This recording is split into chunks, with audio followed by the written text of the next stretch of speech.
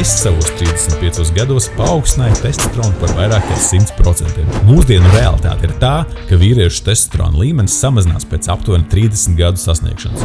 Tāpēc džeki paliek resnāki, vājāki, depresīvāki un mazāk motivēti. Ikdienas stresa dēļ arī es sajūtu šīs pazīmes. Fokus nulle, motivācija zem galda, sapratu, kaut kas jādara lietas labā. Tāpēc aizgāju veikt testosterona analīzes. Uztaisīju sev izaicinājumu, vai mainot testosterona līmeni, varēšu izjust reālas atšķirības ikdienā.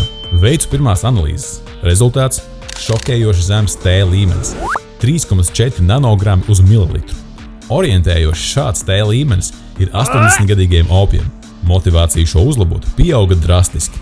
Nu ko, jāķerās pie darba. Veicu dziļu bro-science cienīgu izpēti, nonācu pie vairākiem monumentāliem secinājumiem un ieviesu tos savā ikdienā. Pāris nedēļas vēlāk esmu atguvis testosteronu 20-gadīga kuļa līmenī, ja paaugstināju to par